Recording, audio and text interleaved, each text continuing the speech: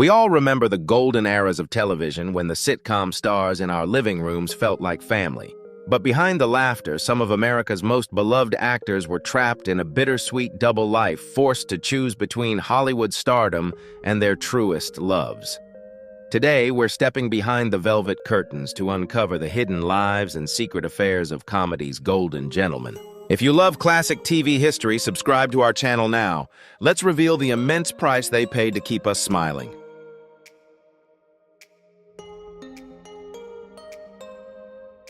To our generation, Rock Hudson was the ultimate Hollywood leading man, tall, impossibly charming, and the screen's perfect gentleman. In classics like Giant and Pillow Talk, he embodied the very ideal of American masculinity and romance. Yet behind that silver screen perfection lived a man trapped by his own fame. In the 1950s, the old studio system possessed absolute control. Contracts contained strict morality clauses where a single whisper could destroy a lifetime of work overnight. To safeguard their golden boy studio publicists, micromanaged his life, ultimately orchestrating his 1955 marriage to Phyllis Gates. The beautiful wedding photos satisfied the public, but the marriage ended after just 3 years. It was a heartbreaking compromise, allowing Hudson to secretly love men while remaining Hollywood's favorite heartthrob. His star never faded, transitioning seamlessly into the 1970s as the beloved lead of Macmillan and Wife. For decades, the secret held. Then the illusion shattered. In 1985, Hudson's sudden collapse led to a tragic revelation: he was battling AIDS. His passing later that year in Beverly Hills sent shockwaves across the nation, forcing America to finally confront a devastating epidemic and the heavy cost of the double life he was forced to endure. Rock Hudson's story isn't a mere Hollywood scandal. It is a poignant reminder of an era that demanded stars erase their true selves just to survive. What are your fondest memories of watching Rock Hudson, and how do you view the sacrifices he made? Share your thoughts below.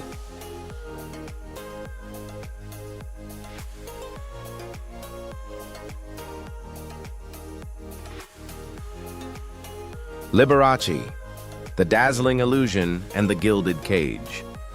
For our generation, Liberace wasn't just a performer, he was pure magic. From the neon strips of Las Vegas straight into our living room TV sets, he captivated America with his grand fur coats, rhinestone-encrusted pianos, and a megawatt smile that felt almost supernatural. He turned extravagance into an unforgettable American brand. Yet that brilliant image was also a gilded cage. In mid-century, Hollywood showmanship was embraced, but honesty was fatal. Flamboyance was acceptable as long as it remained an act. The moment the performance mirrored reality, the danger began. Liberace fought back with charm, carefully staged interviews about finding the right woman, and ruthless legal force.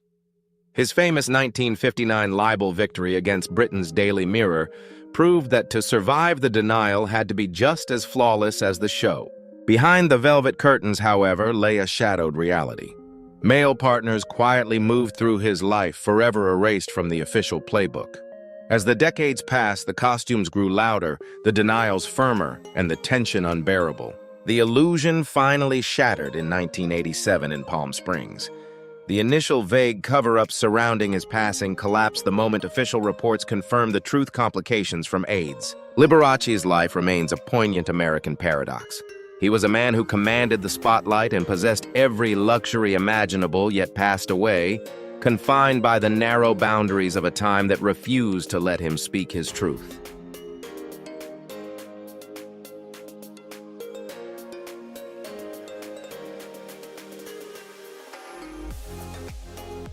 Raymond Burr, the architect of an ultimate defense. To millions of us growing up in mid-century America, Raymond Burr was the ultimate symbol of unshakable authority. As Perry Mason, he was the brilliant commanding defender of justice. Later in Ironside, he brought that same stoic gravity to our living rooms. He looked like a man who held all the answers. Yet behind that towering presence lay a fragile reality. To survive an era where whispers could instantly end a career, Burr didn't just guard his privacy, he meticulously engineered a tragic, sympathetic backstory. He spoke softly of a son lost to leukemia and wives taken by tragedy. It was a deeply moving narrative that shielded him from suspicion. In truth, those devastating losses were a complete fabrication. The anchor of his actual life was Robert Benavides, publicly labeled a business associate, but privately Burr's devoted partner for decades.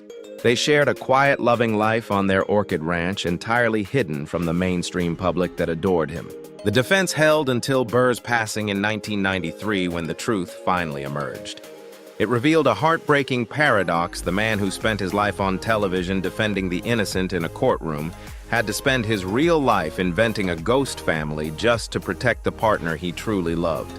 What do you think was Burr's elaborate fiction, a necessary act of survival in a less tolerant America, or did it go too far?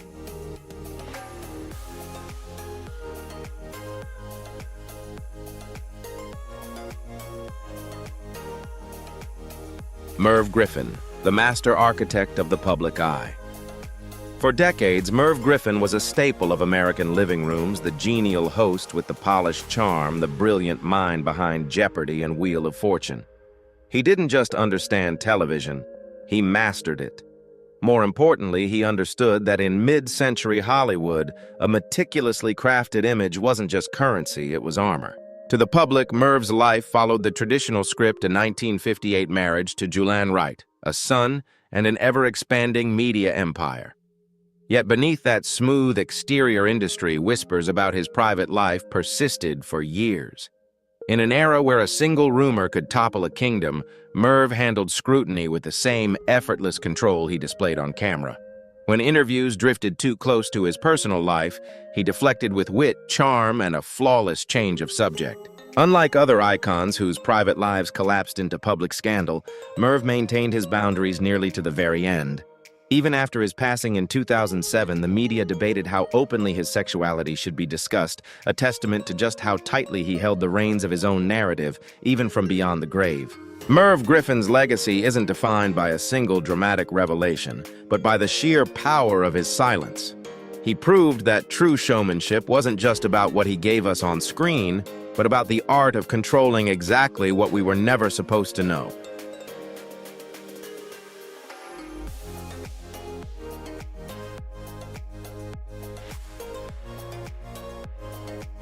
Rudolph Valentino, the seductive threat to American manhood. Long before television brought Hollywood icons into our living rooms, Rudolph Valentino was cinema's first true global heartthrob. In the 1920s, the magnetic star of The Sheik and the Four Horsemen of the Apocalypse ignited a level of fan hysteria America had never seen before. With his slicked-back hair, piercing gaze, and exotic elegance, he didn't just perform romance, he redefined it. Yet that very same allure made him a target. In an era uncomfortable with raw male sensuality, critics and traditionalists launched a fierce backlash. They labeled his European sophistication effeminate, questioning whether his emotional intensity belonged on American screens. This scrutiny bled heavily into his private life. His disastrous brief marriage to actress John Acker and his later relationship with the artistic Natasha Rambova were constantly dissected by reporters who treated his personal struggles as a public trial over his manhood itself. Valentino's tragedy wasn't about a hidden relationship. It was about failing to conform to a rigid, rugged ideal of the American male. He was marketed as the ultimate object of desire, yet routinely mocked for being insufficiently masculine. When he tragically died in New York in 1926 at just 31, the massive grief that followed cemented his myth. Valentino's legacy reminds us that Hollywood's ruthless policing of male identity started at the very beginning, proving that sometimes being loved by millions comes at the heaviest price.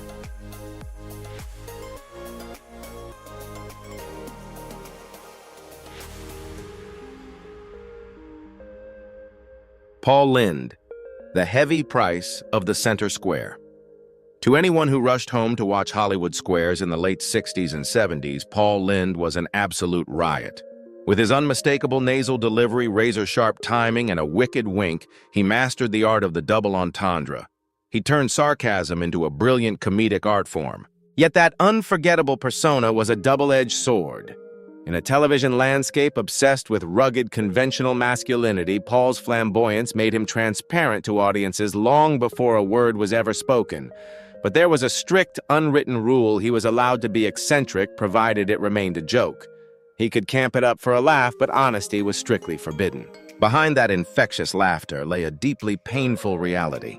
Friends knew a man who battled profound loneliness and alcoholism, exhausted by the crushing weight of living divided between his TV persona and his hidden self.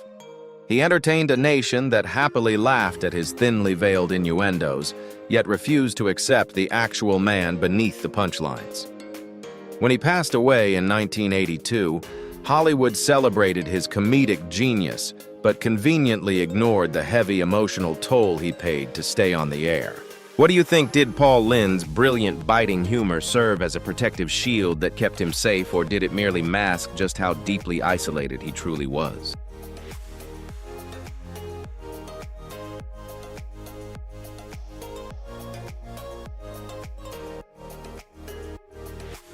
Jim Nabors, the gentle soul who waited for the world to catch up to millions of us who gathered around the television in the 1960s, Jim Nabors was pure comfort. As the lovable, bumbling Gomer Pyle, he captured America's heart with his infectious warmth, small-town innocence, and that unexpectedly magnificent singing voice. He was the very definition of wholesome family entertainment. Yet that pristine, beloved image carried an unspoken vulnerability. In an era that demanded its stars mirror the conservative ideals of the characters they played, quiet whispers about Nabors' personal life began to swirl. His lifelong bachelorhood and close friendship with Rock Hudson fueled intense tabloid speculation. Rather than fighting Hollywood's ruthless rumor mill, Jim made a quiet, dignified choice. He stepped away. In the 1970s, he retreated to the peaceful shores of Hawaii, building a life far from the prying eyes of the paparazzi. There, shielded by the Pacific, he quietly shared his life with his partner, Stan Cadwallader. Their devotion spanned nearly 4 decades in absolute secrecy. Finally, in 2013, after Washington state legalized same-sex marriage, an 82-year-old Jim Nabors wed Stan in Seattle. His story is perhaps the most beautiful of his era because it wasn't defined by scandal exposure or heartbreak. Jim Nabors simply outlasted the intolerance of his youth. He waited patiently for decades until the world finally became safe enough for him to legally embrace the beautiful life he had already been living all along.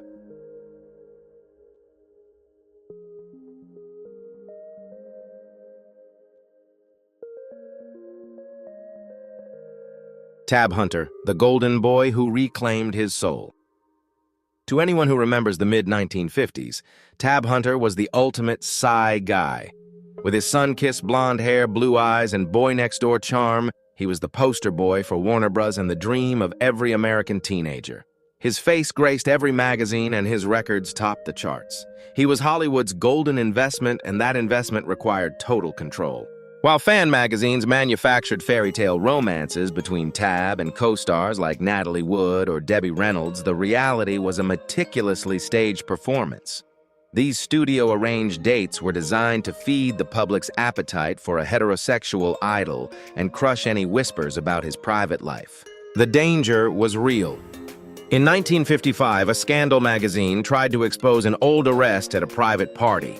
The studio used its immense power to bury the story, but the message was chilling: your identity didn't belong to you, it belonged to the box office.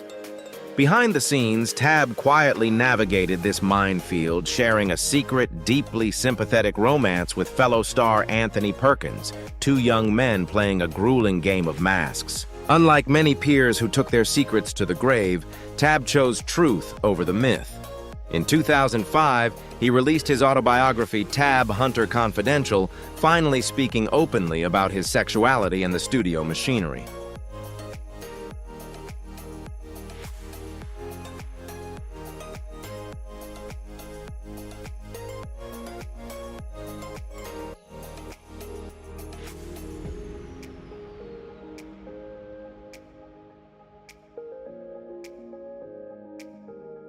Thank you for watching today's video. If you find the content interesting or useful, don't forget to like, subscribe to the channel, and turn on the notification bell so you don't miss the latest videos. Your support is the biggest motivation for us to continue creating better quality content every day. What do you think about today's topic? Leave a comment below so we can discuss it together. See you in the next video. Have a great day.